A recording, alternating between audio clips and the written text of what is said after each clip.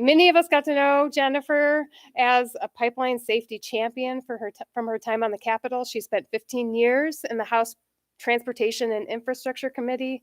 There she has led oversight investigations, the nation's pipelines hazardous material safety program, and has worked with NTSB recommendations and through legislation with much success. As a small sample of her work, Jennifer helped shape the laws that led to improvements on leak detection, mitigation, emergency response, including the installation of excess flow valves and distribution pipelines. Chairman Homendy continues to be a fierce advocate for pipeline safety, and we're delighted to have her here with us today. Please join me in welcoming Jennifer.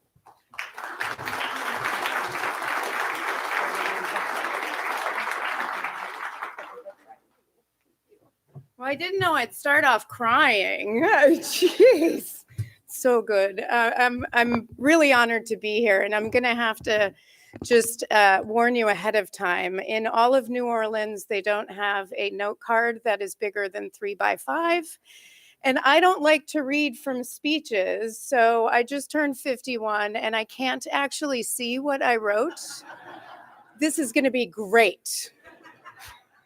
No, thank you to Carl and Virtual Bill if you're out there, and certainly Beth, who has become a wonderful friend, and so many friends in this audience that too many that I can't name you all. Alan, Linda, Sean, so many that I'm sure I would miss. Most of you, I see Lois back there and Bruce, and I'm just really honored to be here. I've worked with the Pipeline Safety Trust for nearly 2 decades and just really honored. I know Tristan is not here yet. I think he's speaking tomorrow, so please send him my regards as well. All of you, every single one of you listed on that list, whether you're a public interest group, you're with a pipeline operator. Who are the union members? I saw 5. Oh, way more than 5. That's great, because my background, actually, I used to work with the AFL-CIO and for the International Brotherhood of Teamsters. So I still count you as brothers and sisters. So I'm very excited that you are here. But you're all vital safety partners, government as well. And I'm just really honored to be here. I do want to take a moment to recognize 2 people who are with me here from the NTSB, Eric Strickland, who serves as Executive Officer number 2 in the agency for the NTSB, and Kim West, who is one of our pipeline safety investigators. There she is back there. I stole her from Alan. We stole her from Alan. Thank you, Alan. We have more to steal from you, and I'm going to get in. We're hiring, so please come work for us. We're going to talk about that. So I have to tell you, not only am I excited to be here to talk about pipeline safety and talk about my priorities now that I'm chair of the NTSB, but I have to say, my first ever keynote in my entire life, because when you're a congressional staffer, you serve as panels and you do, Q&As, was actually at this event in 2018. And I didn't quite appreciate that it was a keynote. And so, Carl introduces me and he makes this big deal about how this is her first ever keynote. And I'm standing right there and I'm like, oh, shit. I'm here to talk about the NTSB, and I've been here for a month. I know what the NTSB did, certainly from my 14 years of working on the Hill, but I really needed a little bit more time. So when I got this invitation, I'm like, hell yeah, this is my time to get better. So very excited. I do want to start off talking about my vision for the NTSB. And the reason why I think that's so important before I talk about safety is because I think the vision for the NTSB benefits you. And that's what I want to talk about, because I'm also going to ask you for some help as well. It's interesting because when you're a board member of the NTSB, you're not running the agency. As chair, I'm also running the agency in addition to all my advocacy work out in the field. And before I became chair, when I was nominated as chair, between that time and the actual swearing in, I took some time, and I'm really thankful that I was at the agency for 3 years because I developed relationships internally over those 3 years. But I really wanted to take some time to meet with the staff of the agency, not just chiefs, not just directors and deputies, but really the rank and file, to figure out I didn't want to hear what we were doing right. I knew what we were doing right. I wanted to hear what we were doing wrong. Where can I help improve?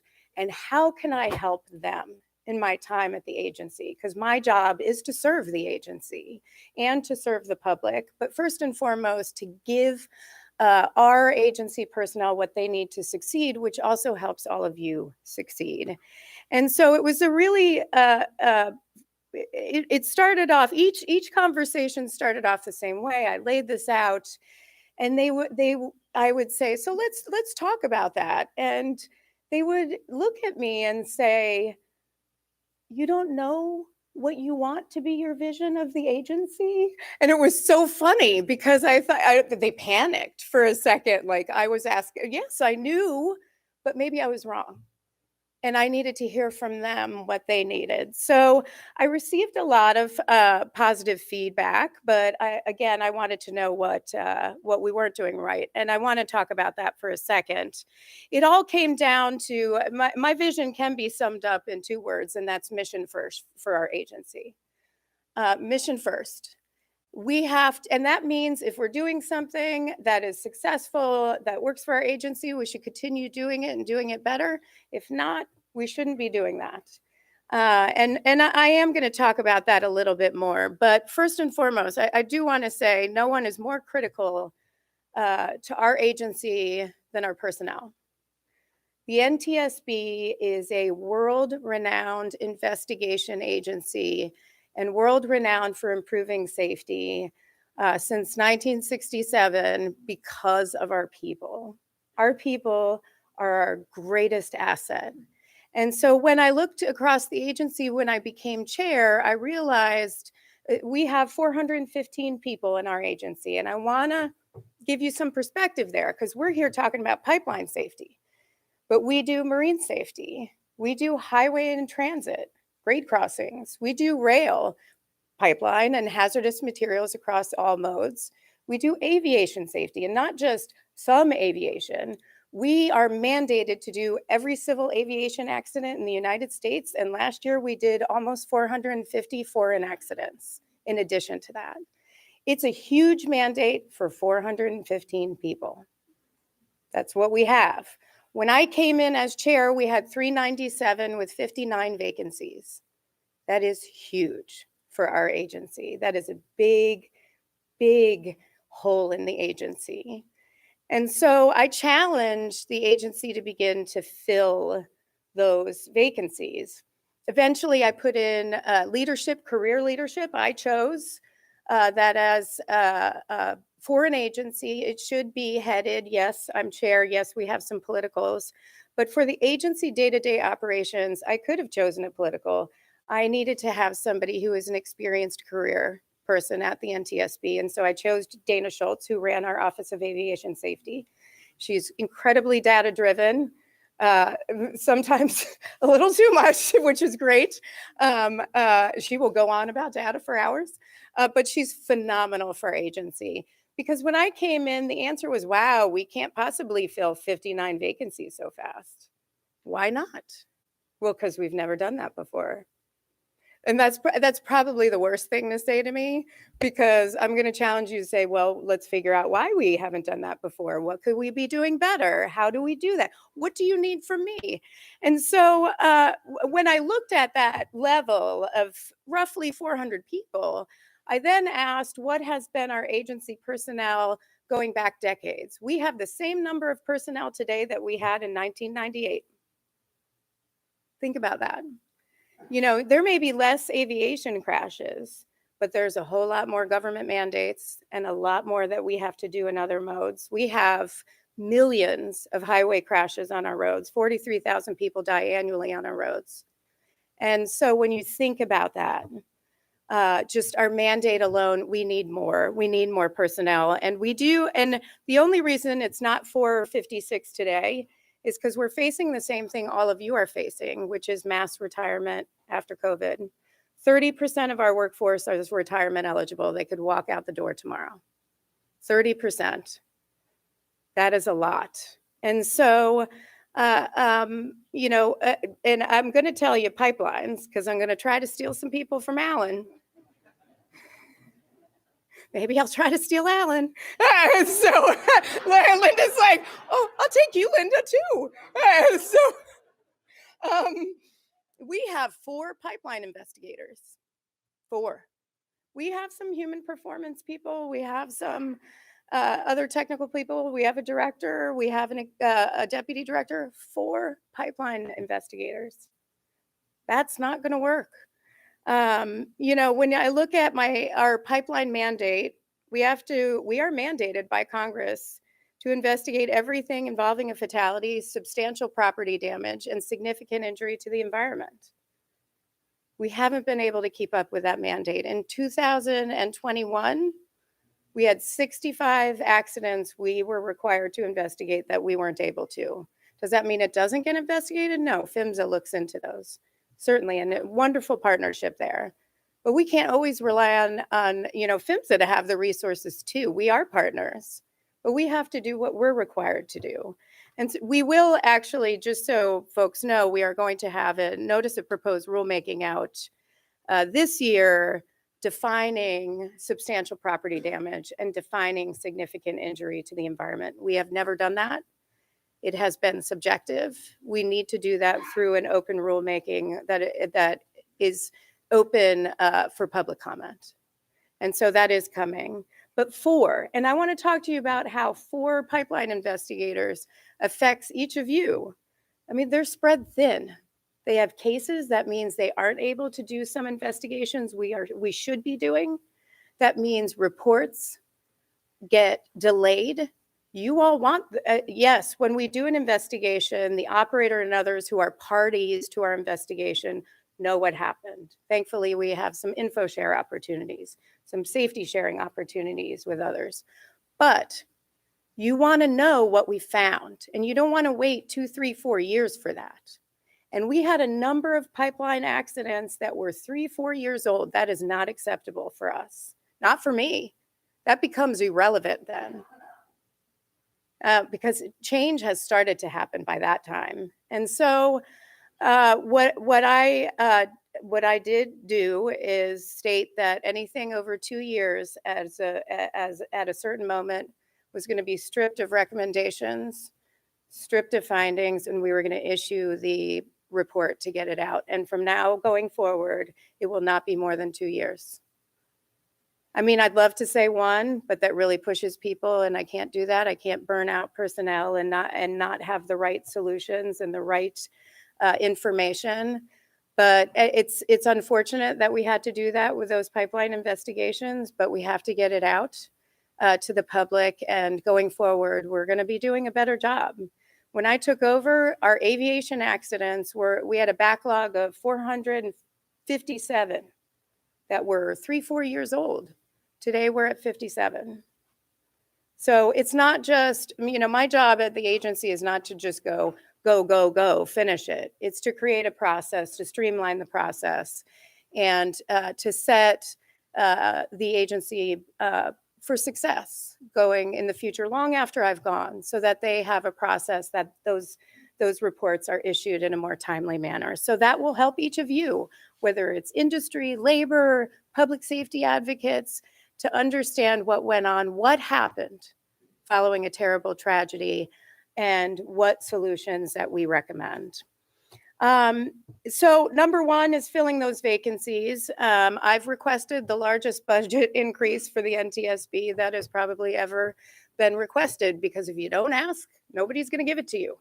So we are at a budget of $129.3 million for fiscal year 23. And I am asking for 145, not a lot, for fiscal year 24 to help us get up our numbers on our personnel. At this point, we should be well over 500. And it's not just a head count, but it's also getting them the right training. We've had a big focus on external training in the past several years. Our training center is closing. That was, well, our lease is up. So that'll come internally, but we're still going to be providing some training. The modes will do that. But we're going to really focus on internal training. And I'll tell you what's really important about that. There's a lot of new technology across all modes of transportation, whether we're talking automated vehicles on our roads, electric vehicles, lithium ion batteries in vehicles. We're talking about, leak detection, new technologies. We talked about geohazards and, new methods of inspection. And there's discussion of modernizing pipeline safety regulations, which is not a bad thing. But all of that has to be anchored in safety. And so we have to be ready. We have to be ready as the world leader in accident investigations to keep pace with all these rapid changes in technology. And our folks are the best of the best, but I want to make sure they get the support they need to do their job. So what this means is the NTSB sent up its first ever reauthorization proposal. If you are not familiar with how agencies get funded, there's the annual appropriations process, but then you need permission to get funded from the authorizing committee, the transportation committee who I used to work for. And we are right now not authorized. And so we sent up a reauthorization proposal requesting more resources, requesting more help for our personnel, more training, and anything you can do to help us, because that's going to be up next year, would be greatly appreciated. Because if our folks are able to do their jobs well, that benefits each of you, and would really appreciate your help. And it's not just, again, it's not just personnel, it's our lab equipment. It's making sure you all are able to search in a searchable, I've had a thing about our technology. I'm not very good at it, but our technology for accident reporting.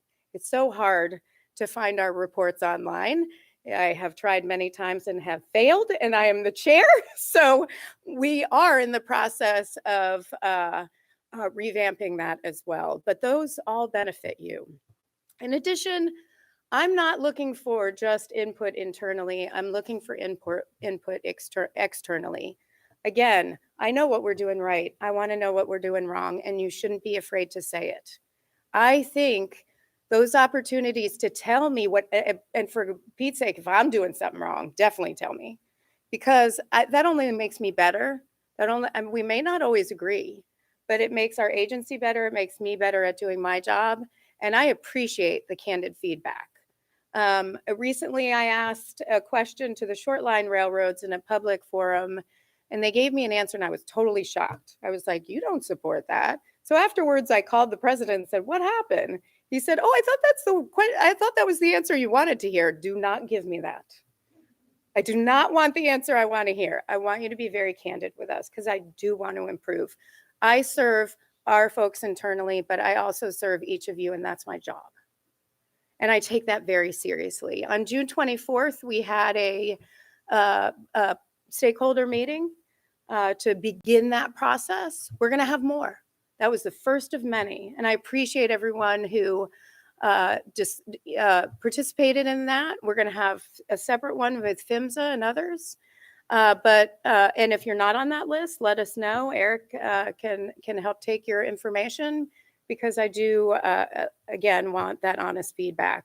Now, I want to kind of transition from begging for your help internally to some discussion about external pipeline safety issues.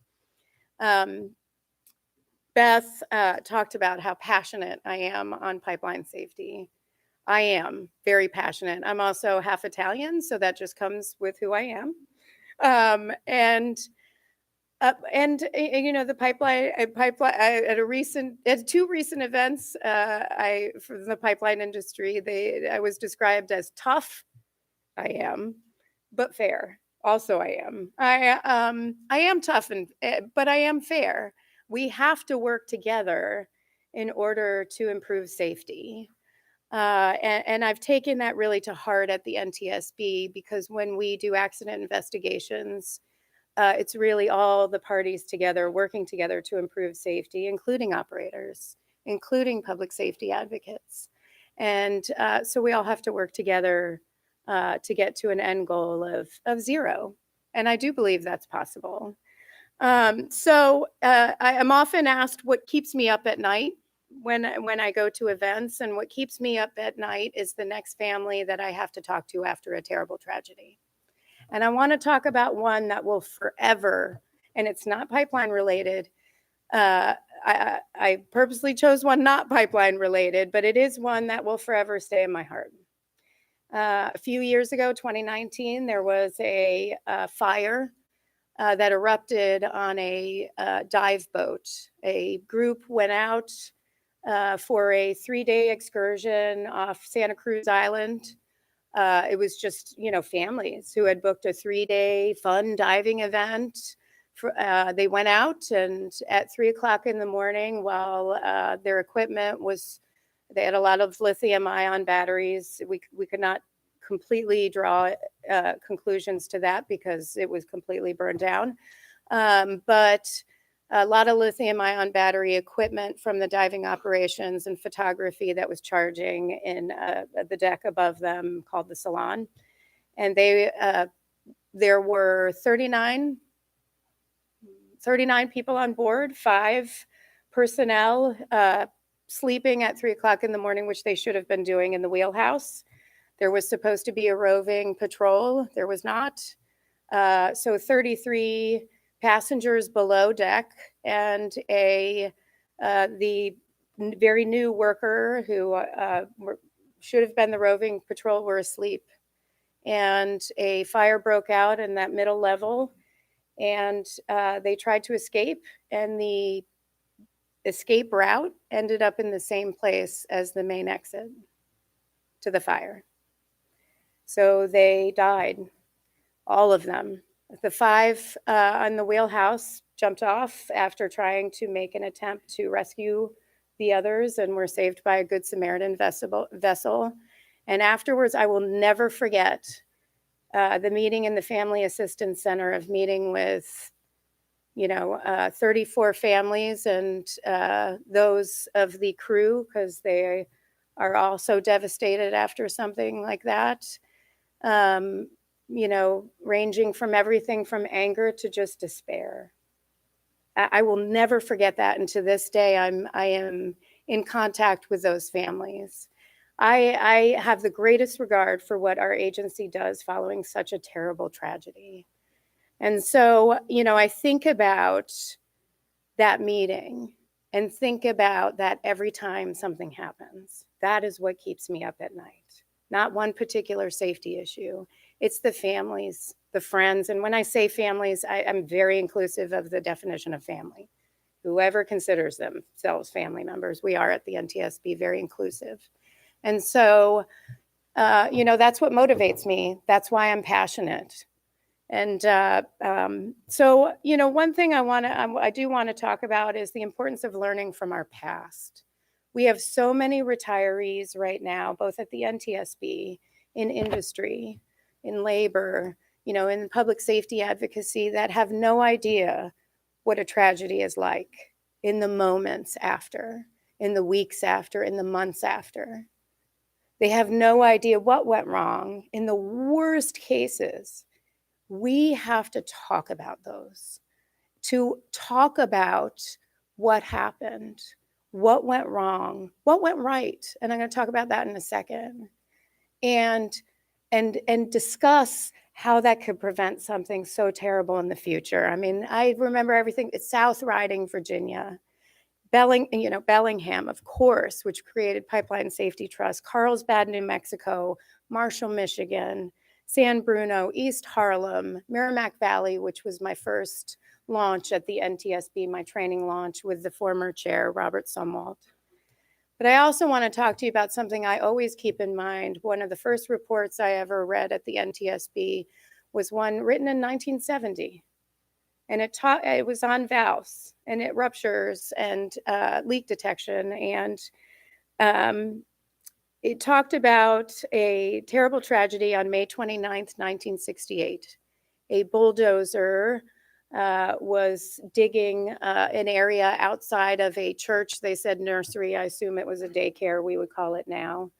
It wasn't at the time of church. And struck a 1-inch medium pressure pipeline and could not locate, there was a valve, could not locate the valve. Within moments, the nursery exploded. 9 people died, including 7 children. 3 other children were seriously injured. And I think about that day, and I mean, obviously, you know, it's not something I have a personal connection to, but I think about that when I read that report, because the findings and the circumstances of that terrible tragedy are just as relevant today as they were then, because we talk about excavation damage all the time. And I think about those are still learning lessons for all of us, you know, for our new workers, but it's also, you know, something we have to remember. We can't forget the past, because if we do that, we can't chart a new course for the future. So, but I do want to highlight, it's not just about learning from major tragedies that we investigate, because the ones we investigate are generally rare. It's about it thoroughly, and this is a message for the pipeline operators. I believe, you know, that isn't the greatest opportunity for improving safety, just focusing on the majors. I think the most important safety improvement you all could make, and I know is shared by several of our investigators, is thoroughly studying the lower consequence incidents, the ones that can prevent tragedy down the line. That is something the pipeline operators can do, and we hope you do. And I'm going to throw another one, and I'm probably over time. I could talk all day if you want me to.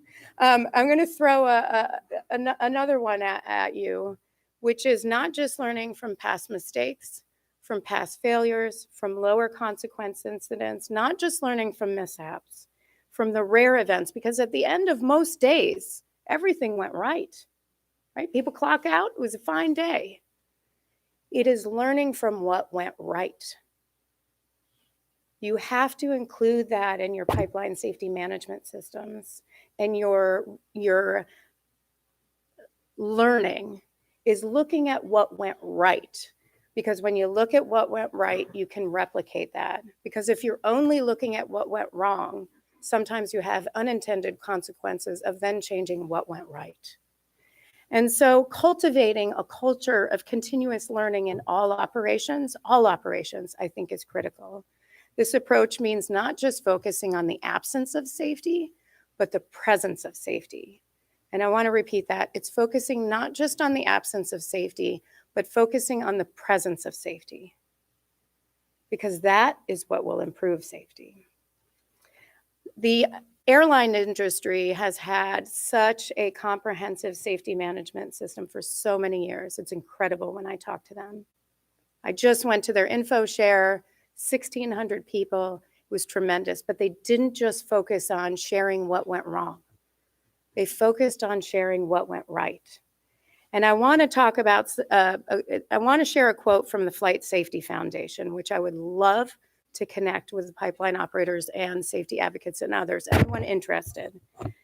A focus on, and this is the Flight Safety Foundation, a focus on learning from accidents and incidents to the exclusion of analyzing all the other cases in which nothing went wrong, representing the vast majority of operations, may prevent an organization from discovering critical safety solutions. Once again, a focus on learning from accidents and incidents to the exclusion of analyzing all the other cases in which nothing went wrong, representing the vast majority of operations, may prevent an organization from discovering critical safety solutions. And that's what the industry, the aviation industry, which has a well-formulated safety management system, is now moving into what they're calling Safety 2. And that's what I just read. And so I would love to talk about that, because it talks about reporting and sharing of good practices, investigations looking at what went well in addition to deficiencies, and the importance of voluntary information sharing. That is important. It is important for industry and others to share and be able to share, to learn from each other in a safe setting so that tragedies are prevented. I've seen the success in aviation, and it is incredible. There was a day, and I remember very vividly, the Air Florida crash in DC. I was young, but I was watching it on TV. My father worked on the Hill. I'll never forget that. And, there was a day where there were hundreds of lives lost in aviation. We are now in the last 10 years, 7 of those have had no passenger loss of life. So, great success. I want to end on a, I hope, very uplifting note. I am really just honored to know each of you. And please call me Jennifer, not chairman or chairwoman. I'm a friend. I've always been Jennifer. So I'm really honored to know each of you. But I want to point out just a couple of folks and I want to ask them to come up. I wish I could ask all of you to come up. We don't have much at the NTSB to give out because, well, we have a budget of 129.3. Did I mention we need 145? But I have some coins. I'd like to bring the new board president up, Beth Wallace. I'd like to bring Bruce up for your incredible safety leadership, if you don't mind. And I'd like to bring up a group of people who I will now forever call dear friends. Sean and his team. I'd love to bring up Paige, Rich, Aaron. Where's Dwayne? Are you out there? You probably have more people and I haven't met them yet. I'm so sorry. Who did I forget? Did I forget anybody else? I got Aaron. Oh, John. Where's John? Is he over? Where's John? Okay. I mean, I just, I do want to say there was a pipeline release in Edwardsville, Illinois. And I really want to recognize what Marathon Pipeline did and what Sean did. The second that happened, Sean reached out to me. And we had conversations over days. Our investigators were really impressed with everything you did on scene. And Aaron, I know you were on scene. I mean, everything you did, it just was top notch. I've met incredible people over the years. I've been honored to meet incredible people across industry, labor, you name it. I just want to say I was really impressed with everything you did. It was a geohazard release. There was a release, of course, but thank you for all you do. And, I do want to recognize Beth. You'll be a great board president. I mean, you've been incredible to work with over the years. You're also a hero and a good friend. And Bruce, none of us wish we were here. We wouldn't have, Pipeline Safety Trust would not have to exist. But out of something so devastating, you brought about change. And I just want to thank you for just knowing you. So I don't have much, but I do have some little coins. Did I mention I need 145?